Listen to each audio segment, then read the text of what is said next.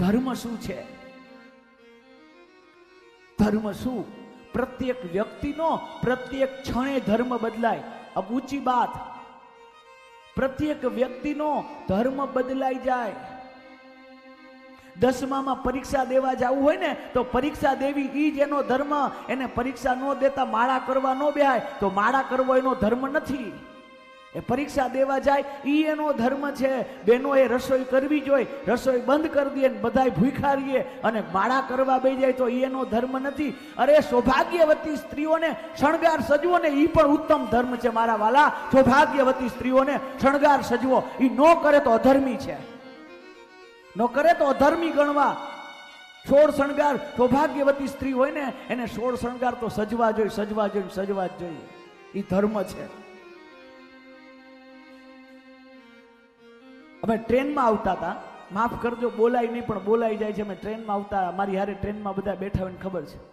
એમાં એક પંજાબથી કે ક્યાંથી ખબર નથી એક બેન આવ્યા, એમપીથી કે કોઈ, એને નિયમ રાખ્યો હતો કે 365 સૌભાગ્યવતી સ્ત્રીઓને એ ચાંદલો કરે, ચોખા ચોળે અને એ કંઈક રાખડી બાંધે, એવો નિયમ હતો. પણ અમારા જ રેબામાં અમારી બાજુમાં જ બેઠેલા કેટલાય વ્યક્તિ હતા, એમાં 2 સાસુઓ હતા.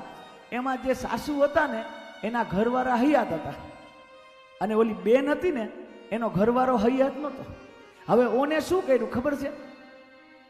જે વિધવા હતા એને સૌભાગ્યવતા ગણી, ચાંદલો કરી, કાલી બાંધી દીધું, ઓલું રાખડી બાંધી દીધું. અને ઓલા માજી ખરેખર બિચારા એના ઘરવાળા રહ્યા હતા, એને બાંધ્યું નહીં એટલે એમ આ વયા ગયા છે. પછી ઓલા હાવું એ કીધું કે કેતા નહીં, એને બોલતા ઓલા હિન્દી ભાષા, ગુજરાતી, કેતા નહીં, માફ કરતો કે જે થઈ ગયું થઈ ગયું. ઓળખી નથી શકતા આપણે કે કોણ સૌભાગ્યવતી છે અને કોણ વિધવા છે. એવું નથી કે વિધવાઓને શણગાર ન સજ્જો છે, કરવો જોઈએ, એના માટે છૂટ છે, એ કરવું જ જોઈએ. પણ સૌભાગ્યવતી સ્ત્રીઓ તો હંમેશાને માટે જેટલી સમય મળે, જેટલી સંપત્તિ હોય એટલો શણગાર કરવો જોઈએ, કરવો જોઈએ ને કરવો જ જોઈએ. એ પણ ધર્મ જ છે. સ્ત્રીઓનો ધર્મ બતાવ્યો, પુરુષોનો ધર્મ બતાવ્યો. પુરુષોએ શું કરવું જોઈએ? એ મારા વાલા 2 હાથ હોય ને તો 4 હાથ ભગવાનને દીધો તો 4 હાથથી કમાજો. કમાવા કાંઈ વાંધો નહીં, એ ધર્મ છે પુરુષનો. પુરુષનો ઉત્તમ ધર્મ કયો? એ હારા માર્ગેથી લાવવાનું અને હારા માર્ગે જાય એ જવાબદારી પુરુષોની છે મારા વાલા. એ જવાબદારી પુરુષોની છે, હારા માર્ગમાંથી લેવું જોઈએ. પણ આપણે હારી ડાઈ વાતું કરી ગમતું નથી. વાતું ભલે ને આપણે ડાઈ ગમે, આપણે અધર્મ જ પ્રિય છે. આપણે અધર્મ ઈચ્છી અને અધર્મ ગમે જ છે. જો કોઈ છોકરીનું માંગવું આવે ને એટલે તરત જ ઓલા છોકરાવાળા છોકરાની માં એમ કે મારા છોકરાનો પગાર આમ તો 20,000 છે. જવોયની વાત કેવી હોય, આમ તો 20,000 છે પણ આમ તેમ કરીને 80 પાડી લે છે તોય લોકો એને જ દીકરી દેવાના છે. તમારી સામે ખોટું બોલે, આમ તેમ કરીને તમે સમજો છો કે પાપ કરીને લઈ આવે છે. એ સ્વીકાર કરીને બસ તમારી દ્રષ્ટિ તો એના આમ તેમ કરીને 80 ઉપર જ પડી છે. અને ધર્મ કેમ કેવો?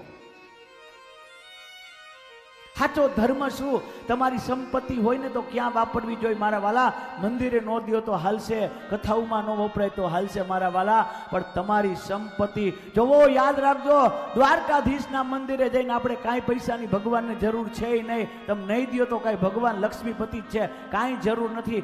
મંદિરોમાં દેવાય એમાં કાંઈ વાંધો નહીં, મંદિરોની પણ જરૂર છે. પણ યાદ રાખજો, એ સંપત્તિ તમારા પાડોશમાં કોઈ બીમાર હોય અને દવાના વાકે મરી જાય તો એ તમે સૌથી મોટા અધર્મી છો. એનાથી અધર્મ બીજો હોઈ શું શકે? કે કોઈ દવા વગર મળતો હોય ને તમારી પાસે પૈસા પડ્યા હોય તો એ શું કામનું?